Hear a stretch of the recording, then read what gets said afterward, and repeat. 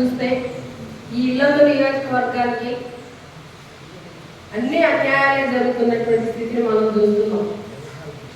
జిల్లాలు నిర్ణయించేటప్పుడు కూడా ఇల్లందు నియోజకవర్గంలో ఉన్నటువంటి మండలాలను మహబాద్ జిల్లా కావడం కోసం ఇందులో నుండి అందులోకి కలిపినటువంటి స్థితిని చూశాం. అంతేకాదు కనీసం ఇల్లందుని రెవెన్యూ డివిజన్గా ఏదైనా చేయండి అని చెప్పి ఎంత మొరపెట్టుకున్నా అన్ని పార్టీలు ఆందోళన చేసినా డిమాండ్ చేసినా కూడా పట్టించుకున్నటువంటి పరిస్థితి ఉంది. కొత్త మండలాల ఏర్పాటుకు సంబంధించి కూడా అదే వివక్షను చూపించారు. అట్లాగే నియోజకవర్గ బైఫర్కేషన్ విషయంలో కూడా ఇదే రాజకీయ ప్రయోజనం చూశారు తప్పితే ప్రజల సౌకర్యం సౌలభ్యం భౌగోళిక పరిస్థితిని చూడకుండా కేవలం రాజకీయ ప్రయోజనాన్ని దృష్టిలో పెట్టుకునే ఇల్లందు నియోజకవర్గాన్ని చేసినటువంటి స్థితిని చూస్తున్నాం. ఇప్పుడు ఈ సీతారామ ప్రాజెక్టు విషయంలో కూడా అదే జరుగుతుంది.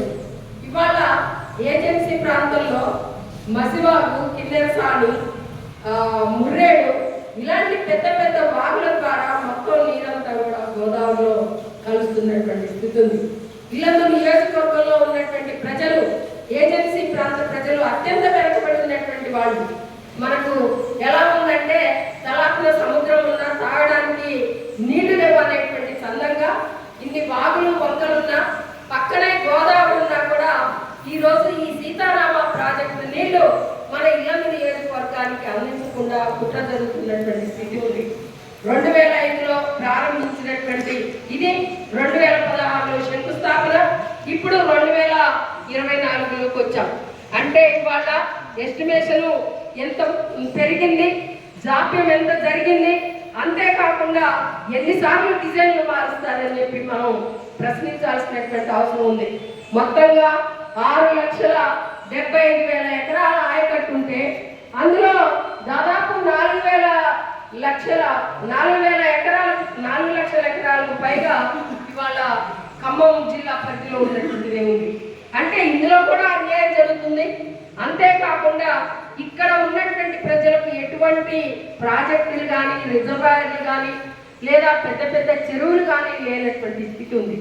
ఇటువంటి స్థితిలో ఇవాళ పాలకవర్గ పార్టీలు ఎన్నికల సమయంలో హరిజనులు, గిరిజనులు, పేద ప్రజలని చెప్తూ అనేక వాగ్దానాలు చేస్తూ ఇట్లాంటి విషయాలకు వచ్చేటప్పటికి మాత్రం తీరని అన్యాయం చేస్తున్నటువంటి స్థితి ఉంది. అందుకని వాళ్ళు ఎటువంటి సాగునీటి వసతి లేనటువంటి ప్రాంతాలకి పక్కనే ఉన్నటువంటి మన గోదావరి నీళ్లను మళ్లించడం అనేటువంటిది కాకుండా ఎక్కడో కృష్ణాకు పోయేటువంటి విధంగా లేదా ఇక్కడ ఉన్నటువంటి నియోజకవర్గ ప్రజలకు తీరని అన్యాయం చేసేటువంటి విధంగా ప్రణాళికలు రూపొందిస్తున్నటువంటి స్థితి